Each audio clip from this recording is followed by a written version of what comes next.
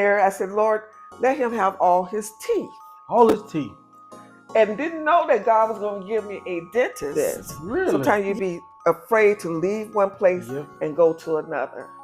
And that's how I was. And because you only have such a window of opportunity, and once it closes, it's closed. Mm-hmm.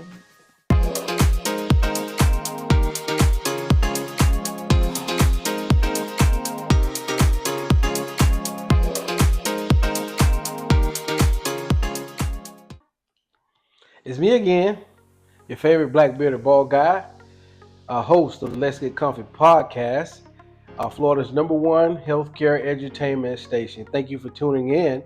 And yet again, I have a wonderful legend, a Florida legend, Plant City, Florida legend, with me today, Miss Cherry Hallback-Twiggs. Now that name in itself, I just never heard a name like that before. We're going to get into that part. But Miss Twiggs, I just met you, wonderful spirit, wonderful heart. And I just had to have you on the show. When I started the podcast, I definitely thought about you just from the start, just from the jump. And I thank you for joining us today.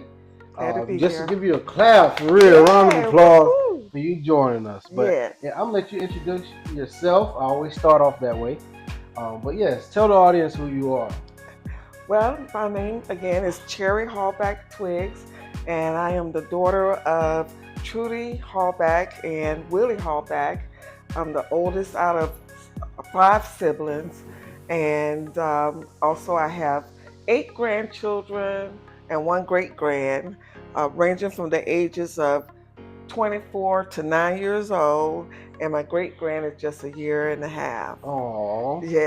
Yes. And I'm married to a wonderful husband. We live on a farm with cows and chickens and just enjoying each other. Mm-hmm. And I just thank God for what he has done for me and what he's going to do. All right. So y'all know about taxes and stuff, don't you? Oh, yes. Yes. He has the cows, or we have the cows for the green belt. Okay. So you don't have to pay as much taxes. I already know. Now, you tell us about the family life, but let's get more into your credentials and professionally your accomplishment, because you being modest right now.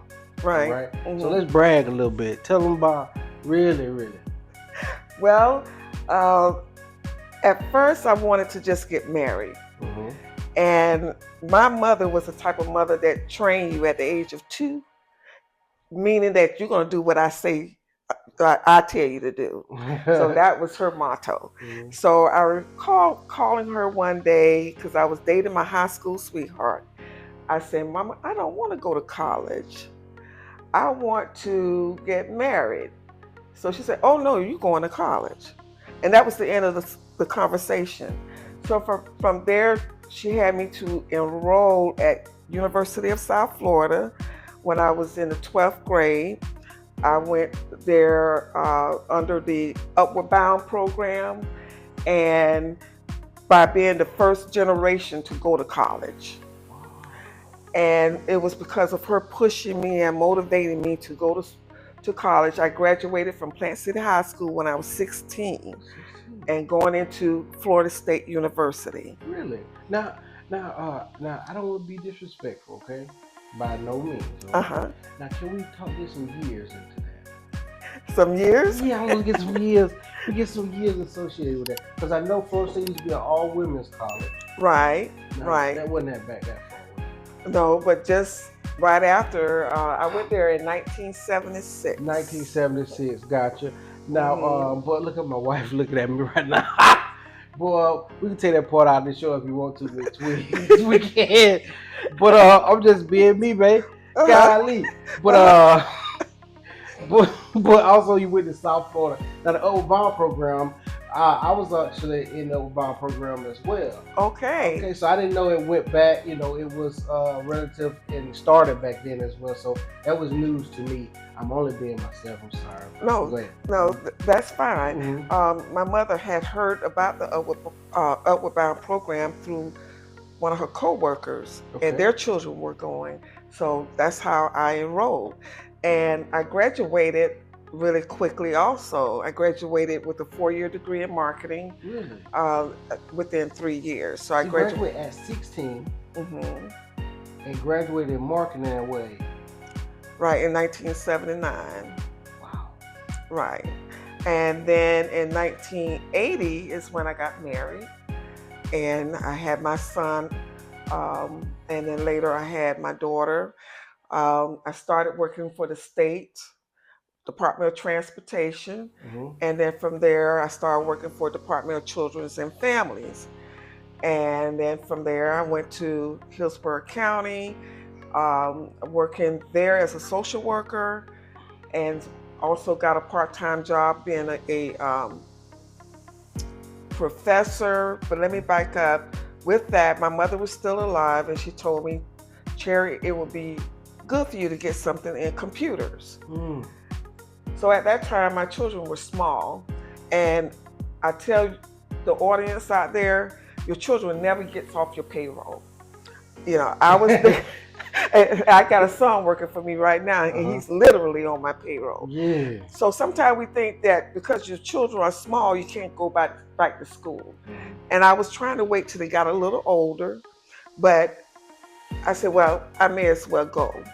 And when my mother died that same year, within 2 months, I went, which was in 1979, I went, 1992, I went and applied to get another degree, a second degree in computer information systems. Wow. I had a desire to teach. Right after I graduated, I went to Hillsborough Community College for a job. They said, no, you have to have your master's. Mm. So I turned right around, didn't waste no time that same year, and enrolled to get my master's degree. Wow. And I got my master's in computer information systems. Well, as time went on, that degree actually caused me to negotiate my salary, and my salary increased by $20,000 that year. Oh my. Yeah. So let me ask you this, Miss Cherry. Around that time, what did your classes look like? Like just your students, right? Your co-students and everything. Right. Right. Was anybody in the class look like you? Well, at Florida State University, it's predominantly white. Mm-hmm. So it wasn't that many of us. And as a matter of fact, when I graduated with my bachelor's degree, it was that a white professor who discouraged me from continuing my master's. Mm. And he told me, well, I don't think you should go for your master's right now. And I don't know why that affected me, but I just took his word and I just didn't do it. Just didn't do it. Just didn't do it. And so when I got into the master's program, I was the only Black female in that class for the whole entire term and journey as far as getting my master's degree. Got it. Yes. Wow. So it really impacted you, them telling you that. At Comfort Measures Consulting, we're here to help you navigate the complexity of healthcare. If you're caring for a loved one as a caregiver, you don't have resources, you don't know what questions to ask, you need to have options, right? Give Comfort Measures a call. Give us a chance. First consultation is free. Speak with me, Comfort Measures Consultant, 850-879-2182. You can also visit our website at www.comfortmeasuresconsulting.com. Talk to you soon. You Right. thinking he just had the knowledge and wherewithal, so you believed him? Or? Yes, I did.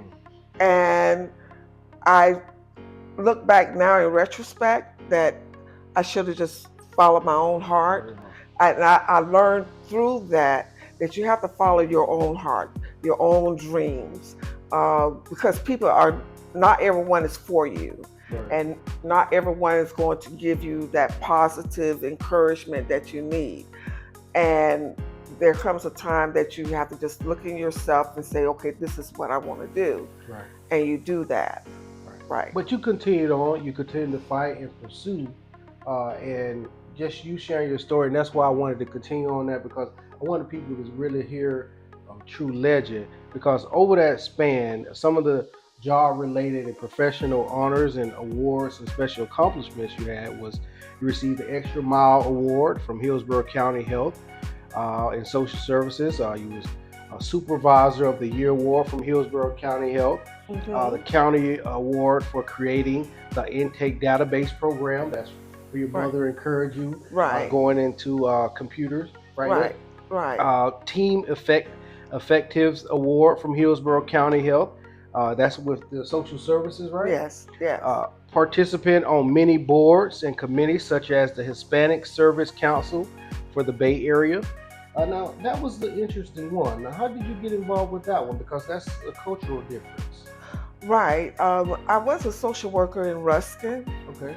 And there, of course, you have a lot of Hispanics in that area. Yes. And also even in Plant City. I was the president of East Hillsborough Network, and we had different nonprofit organizations that were members of it, of that particular group. So that's how I became a part of that. That's where I learned my grant writing and other skills that, as I look back now at the age I am now, the Lord was grooming me the whole time. And you just never know. You don't understand why. And you're going to go through some trials and tribulation, but He is grooming you for something bigger and better that your eyes have never seen, your ears have never heard. It hadn't even come into your thought what He has for you. Right. And then just you stating that too, you listening to your parents being humble and obedient too. Yes. Look at the trajectory by listening to mama, listening to dad, how that what direction it took you in life, and look at the things you were able to accomplish and the experiences you were able to have. Then I have to continue. Legal, the Spring Ambassador, the City Chamber, Rural Social Services Partnership, what's this? Healthy Steward or Healthy Start? Yes. Mental Health Center, and the Hillsborough Homeless Coalition. These are all memberships that you actually, and committees that you actually participated in. Right. Yeah. With the homeless, we actually, I was the chair of the East Hillsborough Homeless Committee, and we would actually organize teams and go out there and find the homeless and to give them blankets or give them resources or pamphlets, things that they can be access to. Because with us, sometimes we don't know the resources that we have available to us. So making sure that they know about us, where to come, and becoming personable with them to let them know, hey, we are here to help you. Right. My mother, she was a pastor, and my dad was a farmer. Unfortunately, they had died 2 months apart. My mother died at church. She had said that if I ever was to die, I want to die preaching. And that's how she died. She was at a church and she had just spoken. So she passed away. She had a heart attack. 2 months later, my dad was hit and killed as a pedestrian. So during those trials, after that, I even got divorced. And so every time I felt like I was getting rattled, I would just go home and kneel down and pray to God. And He helped get that feeling away from me, because I knew He had more for me to do. So I actually enjoyed helping people.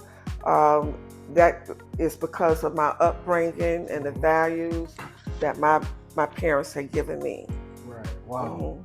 Oh, that's a very intimate story you shared there. And you battled through all of that. So thank you for sharing that. Right. Very much so. So, all right. So that's our comfy segment. So we like to do interactive entertainment here. Okay. So I have a special surprise for you. All right, so we're gonna take a little break from the show, from that wonderful story, um, for the moment. And one thing I did, seeing you over your questionnaire, that stood out for me, for me, is that, and we talked about your childhood here. We sort of stand on that. You said that you love basketball. Basketball. Yeah. So what's your story from basketball? My story for basketball is that I love basketball even as in high school. Mm-hmm. And my dad, for Christmas one year, bought me a basketball goal. Okay. So I used to play basketball even with the boys and all. And I tried out for basketball for Plant City High School. And I did get drafted. Okay. Made the team. I made the team, but there was a sad part about it. Mm-hmm. I could not continue on the team because both my parents were in the hospital at the same time. And by me being the oldest sibling, we had no one to keep us. We stayed at home, and I had to run the house as though as normal as possible. And the kids had to go to school, and also I had to withdraw from playing basketball. Wow, Mm-hmm. wow, Mm-hmm. wow. So that's a good story there. Yeah. And so now your favorite team, you follow basketball continuously after that? Yes, Okay. yes. I mean, I know about Draymond. Draymond, Golden State Warriors.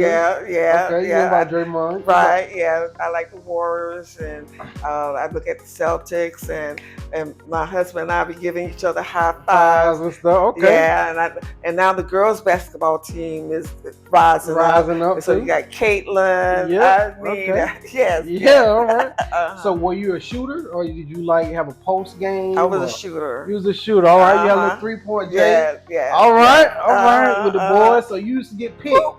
Yeah. They used to pick you. All right. Right. Exactly. All right. Well, thank you for sharing that. Uh-huh. That's our little comfy laughter moment right there. So Okay. we'll get right back into it. All right. Mhm. So your background, we're going into staying with inspiration.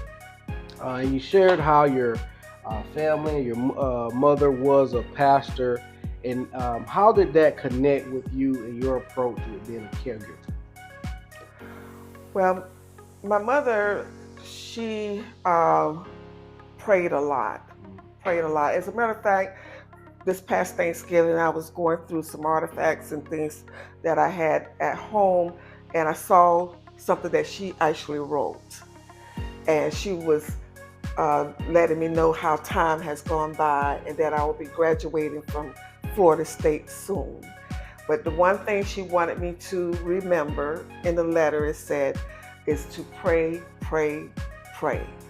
She wrote that 3 times. And so that actually keeps me motivated. Before I start my day, I pray and ask him to lead and guide me. And that's really how that has shaped me. And I ask God that those who I connect with, let me find favor, lead and guide me. You know, he said to lean on him, you know, and he will direct our path. So I do recall, and I give you an example, that once I began to start my business, at the beginning, and I had just a short time to do it, I had to listen to God every day as to what to do and follow that, because you only have such a window of opportunity, and once it closes, it's closed. Mm-hmm. Right. So with you basically speaking a lot about your family and just your upbringing. Just looking back at your parents and their influence, what would you say out of all your accomplishments and awards, even your committees that you participate in, what would you say they'd be most proud of you? Oh, they will be most proud of me as far as the business and me helping the elderly, and because it's a ministry, because God said, you know, take care of my widows. And so they will be really proud they was always proud of me, even when they were alive. Um, Even as a regional manager, I was a regional manager of Hillsborough County. And right now, they call those centers community resource centers. But back then, they were neighborhood service centers. And so the work that I was doing in the community, they would have been very proud of that. I used to love working with the youth, put together what we call a youth law fair. And that will, they had two purposes. One was to let them know, and this is what my mother used to say, trouble is easy to get into, Hard, but hard to get out. Yeah.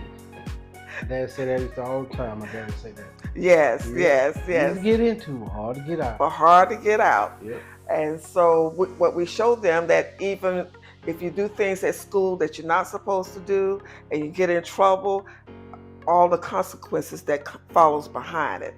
And so the Plant City courthouse had allowed us one whole day to use the courthouse.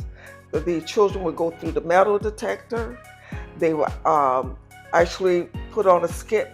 I networked with the superintendent of Plant City High School, and then Plant City High School had their some students that put on a skit to show how they got into a fight.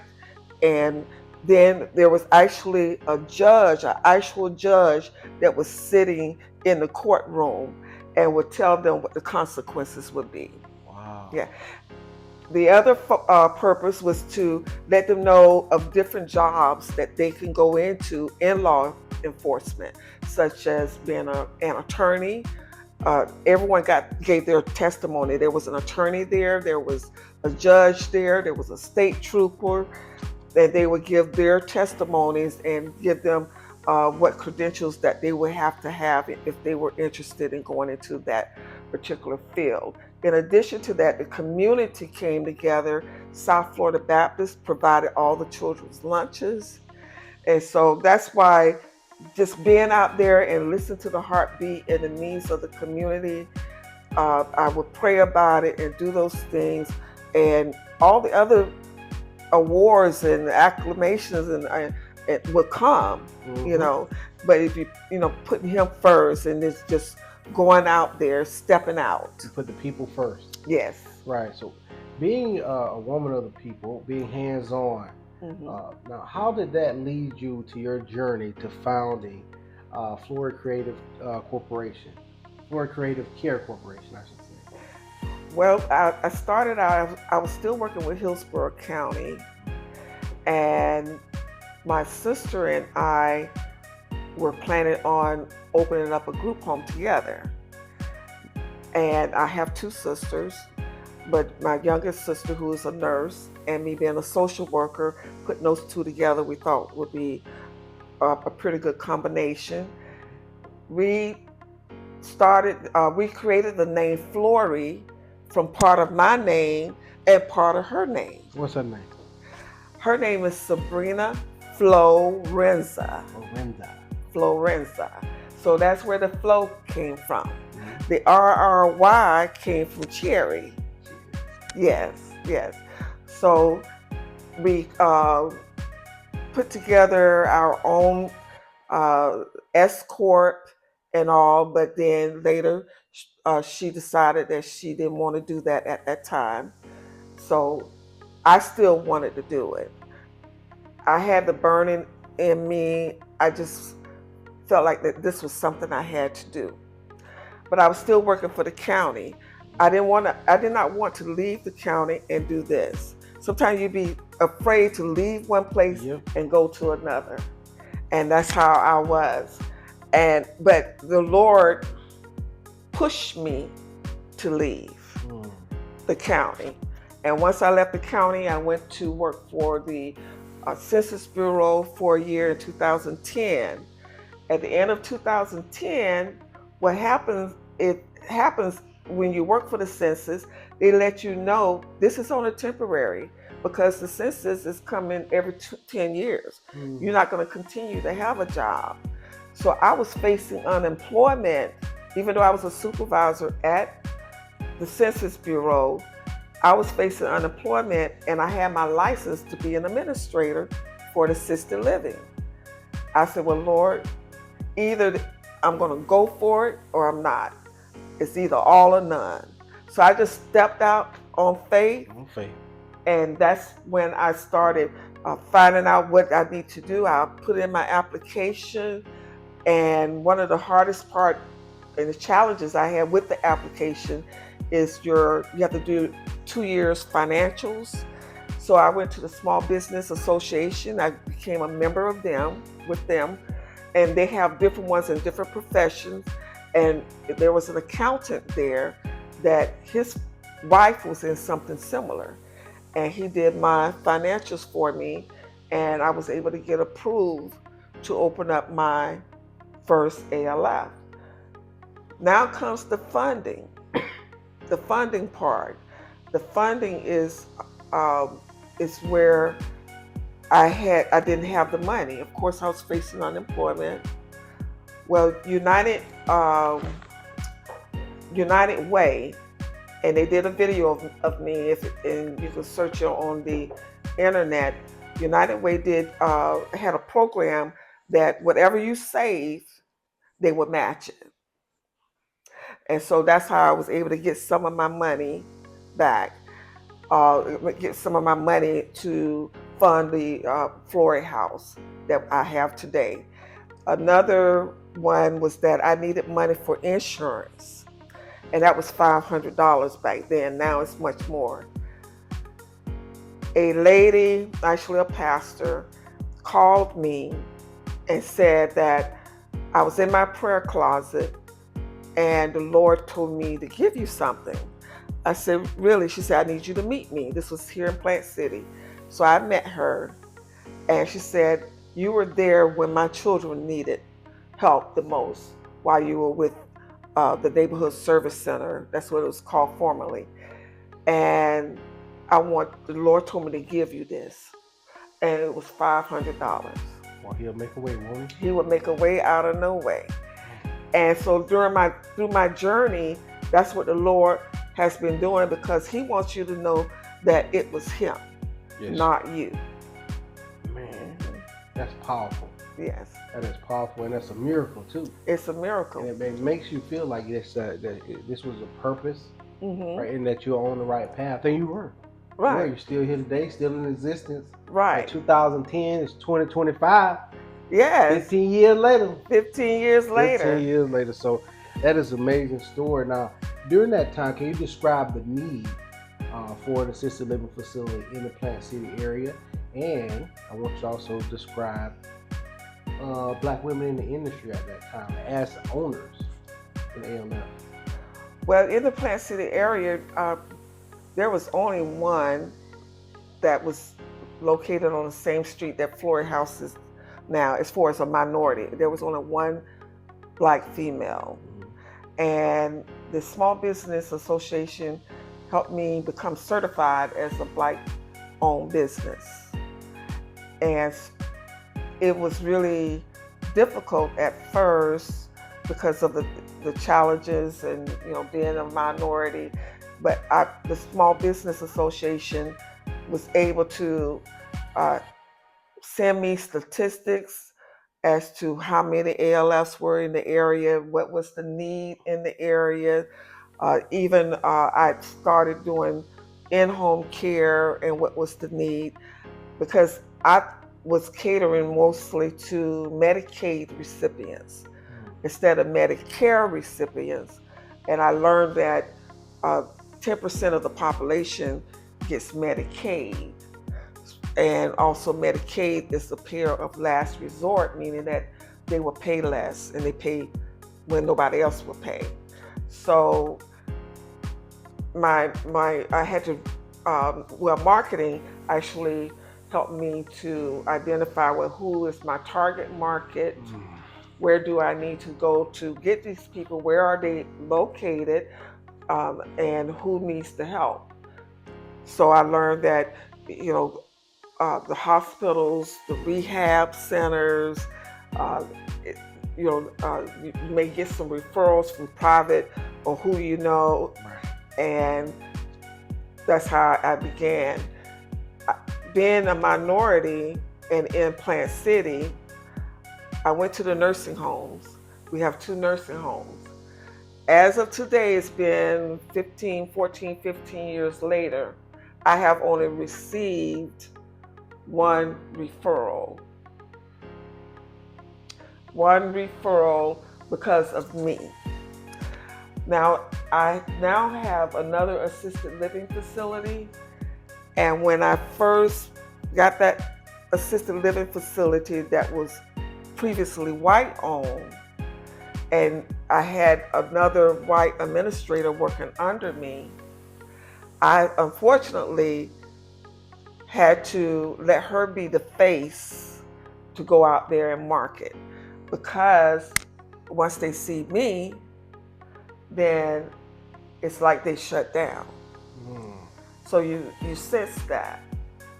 They tell you, okay, I'm going to call you. Oh yes, we're going to do this and we'll do that. Yes, leave some of your brochures. I've done all of that. And still yet no referrals. But thank God, as of today, I'm full. Regardless. That's right. So I actually know to be administrator at both of the facilities too. Like, we can talk after this in Plant City. Okay. Like, for real. Mm-hmm. But yeah, that's sad. Yes. It's real sad. Yes. All right. Another game. Okay. All right. All right. Yeah, we need to switch on that subject right there. All right. But all right, so this game here, we'll keep it short, all right? So this is That's My Answer. All right, you get 3 seconds to answer the questions. Okay. That way it's your first response. All right. Okay. If you could eat a meal, you get one dish that you have to eat every day for the rest of your life, what would it be? A salad. A salad. Mm-hmm. All right. If you could start a rumor about yourself, what would it be? Okay. A rumor about myself. A rumor, yep. She's rich. Okay. If you could have a superpower, what would it be? But it had to be kind of useless. Like, if you had a superpower, but it had to be kind of useless, like a useless power, what would it be? I snap my fingers and my house is clean. Yes. Okay. Okay. What is the funniest thing that ever happened to you at work or on vacation? What do you say? The funniest thing, well, the funniest thing that ever happened to me at work or in vacation, well, at work, something recently, is that one of my residents, which I do with all of them, I embrace them, I tell them I love them, whether, male or female and things like that. And sometimes the other resident may get jealous if I hug this one and don't hug them.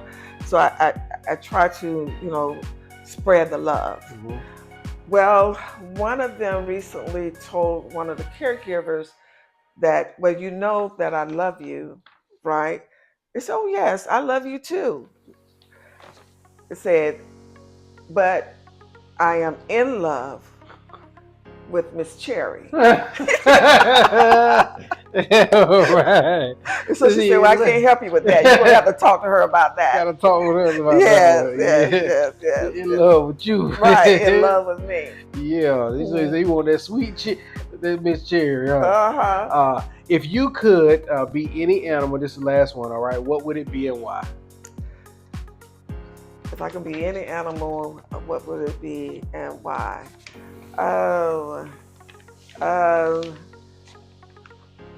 Maybe I'd be a cheetah.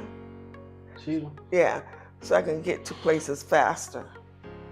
Here and there. Yeah. Here and there. Mm-hmm. Well, I'm gonna have to answer this. I'll be a lion. You'll be a lion. Yeah, I was just watching. You should watch on Netflix. It's called Animals. I was watching with my kids and my in-laws and stuff. But the lion, when he go, like he have his own little pride. He just get there, he eat first. Lion eat first, and then they have to just sit there and wait till whatever when he get full, then they go and eat. Oh no. It's just nasty. It's pretty bad. Yeah, then he get mad if they eat too much. He get mad and like growl at them, and they just turn over like, "Oh, I surrender." Yeah, Yep, yeah. yep. They did Pretty, that even in Lion yeah, you gotta King. get them. Yeah, that's bad. All right, so Okay. we're back in it. All right, back in it. All right. Thank you for sharing that and Okay. playing the game along with us. All right. Mhm. Now, so my next question actually was gonna be, how did your background influence how you grew your facility? And actually, you led right into that, going into marketing. But let's get into how did computer information systems, actually that background, help you grow your organization as well with Florry Creative Services Care. Yes, with the computer information system, I got another degree in computer programming, and then I got the degree in computer information system, the master's. With that, that helped me even today. If there is a computer problem, I'm the one that they call on to fix or to do this or that, troubleshoot the system. That's what I do. On our website, if there are any updates that are needed, I do it. And it really just helped me to understand all of the technology out there. And my staff will tell you I love technology and becoming paperless. So in our business, we have application tracking system. We have a clock in and clock out system. We have a way that they can put in for vacation. Everything is electronic. And if I did not go into computers, I would not have the understanding of that. You know, I could teach Microsoft Office and do spreadsheets, type, letters, do PowerPoints, presentations. So if it was not for my mother encouraging me and being obedient, there you go, and do that, I would not be where I am today. Bless you for that. Yes. Yes, ma'am. Yeah, they planted the seed. Mm-hmm. All right. So you stated about your employees, and I will have to commend you as well, because I've been to your facility working with hospice with accent care. Been to the Florry House. I've been to Coventry as well, and never had one incident. And I've been there multiple times. We're not talking one or two. We talk at least 10 times a piece. Easily. Right. And never had one incident with any staff member. They were always pleasant. Customer service was always on point. Like very kind team. You always. Thank you.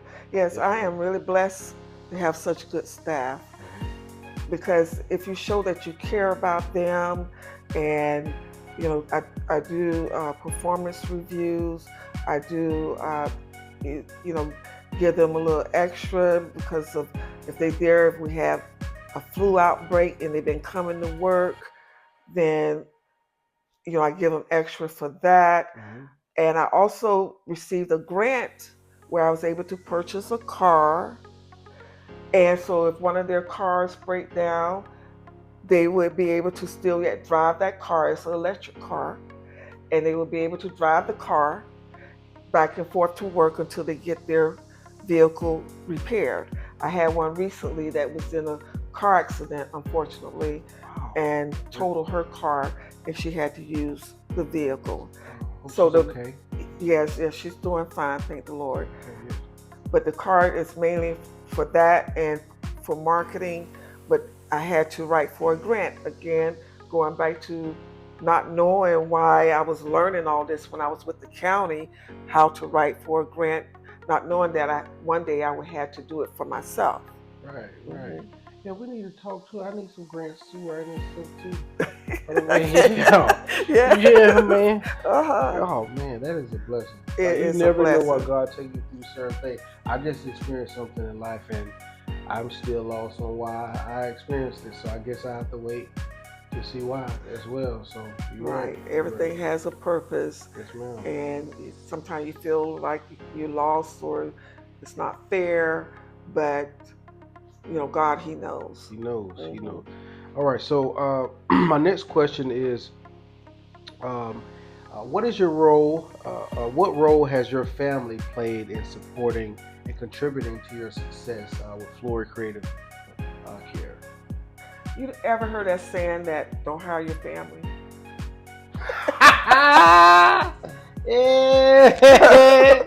Let's tell the truth, man. Yeah. We tell the Don't truth hire on your this show. family. Yeah. But in my case, I have hired like my son, my nephew, both of my sisters, one other cousin, and the only one that right now is I have one sister working for me and my son. Mm-hmm. Yeah. Go ahead and say them. Say their name. Yeah. Shout them out. Give them a shout out on the show. Hey, Johnny. What's up, John? All right, Johnny. Yeah. Yes. Mm-hmm. Yes, he's been with me since the beginning when I started out with just him and one employee. And now today I have 80. You have 80 employees? Yes. As far as contractors or employees. Oh, God. I have 80. Okay, yes. Yes, because of the in-home care. I was about to say that. Yeah, we're going to get on that one. Yeah. Because that's the next topic we're going to go to. Okay. But yeah, so I wanted to get to the family piece. Yeah, the family, yes, but they've been very supportive. Yes. They've been very supportive. Even now, my sister, who was a nurse and that was with me, they always cheering me on and praying for me, and they want the best for me, and so I really, really appreciate it. My son Johnny, he and I may sometimes bump heads, but he know that I really couldn't do a lot of things without him. Johnny. Yeah. All right. You got but hey, it's nothing wrong with being a mama's boy, man. That's right. Nothing wrong with it at all. So Mhm. it's good being there for your mom. I'm pretty sure you're learning a lot from her too. Mhm. And as you can see from the story that she's sharing, being obedient gets you a long way in life. It sure does. Gets you a long way in life. So, and I want to give a shout out to my daughter too. I have a daughter, she's in Georgia. I just have 2 children, Johnny and Monica. Yeah, she's the one that had the 7 children. Okay. And my son has 1. Okay. Yes. Monica. Yes, yes. But they have been very supportive. Good. Thank you, ma'am. And thank you. I always like to highlight family. You probably hear the family here. We both have family here right now with us both. Right. So it's very good to have that foundation. So. And I want to say too that my husband, his name Rudolph Twiggs, Dr. Twiggs, and I recall when I did a the storyboard and vision board. The vision board. I wrote it down, and I even prayed about it. And when I met him, I said, "Oh my gosh, the Lord gave me everything that I asked." And once I stopped trying to do it myself, the Lord sent him.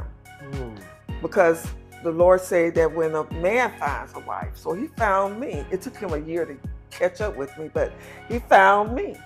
Dr. Twiggs. Dr. Twiggs. And I asked on there, I said, Lord, let him have all his teeth. All his teeth. And didn't know that God was going to give me a dentist. Really? Yes. Yeah. Yes.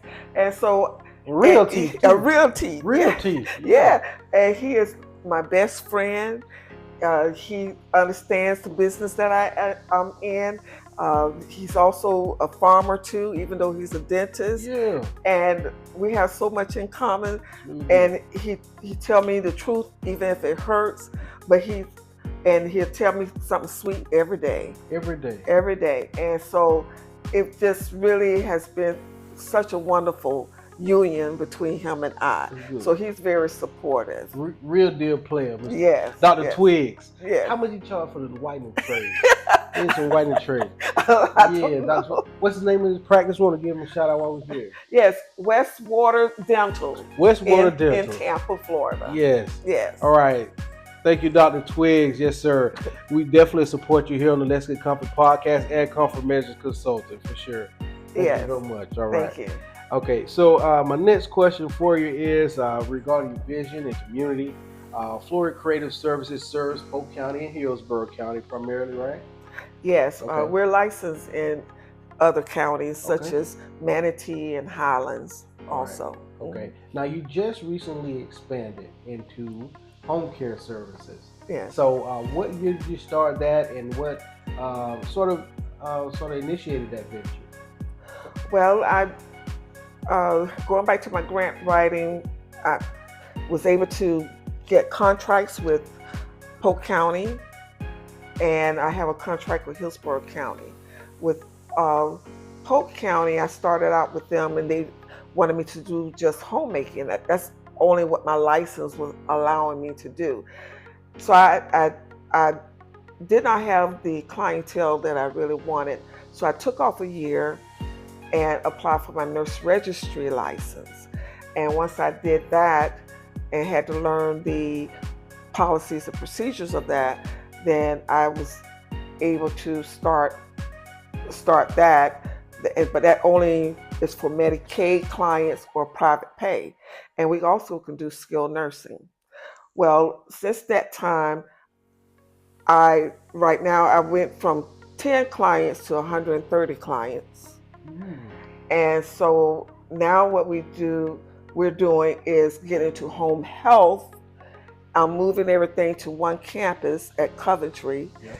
I've already got zoned and got the okay from the city of Plant City to renovate one of the buildings that's there into offices so that we all be in one location. We've already got our credentials or accreditation for our home health. We're just waiting for our Medicare number, and then we'll be, ready to go. So what are you going to do with the headquarters? The headquarters is moving there at Coventry. Right, but I'm saying the old one, the one where I used to come to. Oh, I'm just going to rent that out. Yes, I plan on renting that out. You're keeping that money flowing, huh? Yes. Small businesswoman. Yes. Okay. Yes. Good. So you started from 10 and now to 130 is what I looked at last night. Because I remember when you first told me about this about a year or something ago. You said you was going to do it, and you did it too. Yeah. Wow. That's right. That's really right. Good. So you have to speak those things as though they were, and you just don't know. A lot of things I don't see it, visually, but I know it's there. That's the direction that the Lord wants me to go. Because when we talked, you said you wanted like like a small satellite office in Tampa because of the need, I think it was in that area.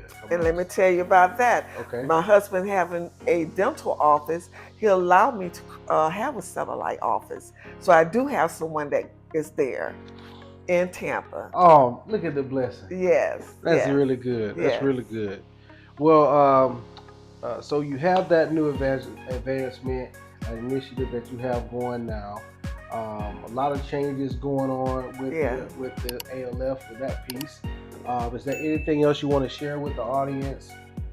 And just your message to families out there if they're looking for, you're full right now, but if they're looking for a place for their loved ones or caregivers, if they need assistance and support, whether it's in-home or if they need to transition their loved ones to a facility, what's your message to them when it comes to your services?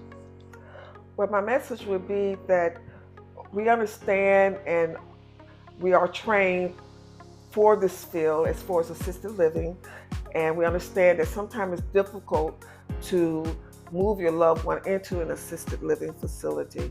But I tell my staff and I tell the resident, you don't come here to die, you come here to live. So we make sure that they still have their dignity and respect, have them going into, being involved in the community, like with the Bruton Memorial Library. They check out books. I take them to restaurants. we want them to live. We have one that's, plant a garden. So in order to come to us, you just give us a call at 813-704-6918, and we will give you the paperwork to enroll, and also because of my social work background, I'm able to help you to get funding if you don't have all the money that you need for assisted living, and that is through Seniors Connection, and where you get on what they call long-term care. So I have applied for the Medicaid and long-term care for many of my residents to make sure that they have the funding that they need. It's really helpful.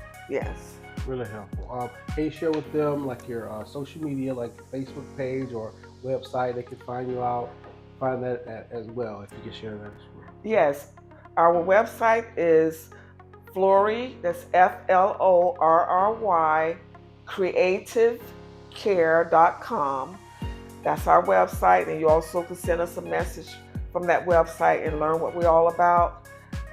And our Facebook page is Florry Creative Care, and so you can pull that up also and contact us that way. Again, we have what we call a human resource department, and they will get you started. We need as many home health aides, certified nursing assistant. We need nurses, RNs, and LPNs. So if you're looking for work, or even as a start, we will be a good place for you to be. We are family oriented. We have a very good culture in our business, and it's a place that we will be welcoming you and hope that you will join us. Yes, ma'am.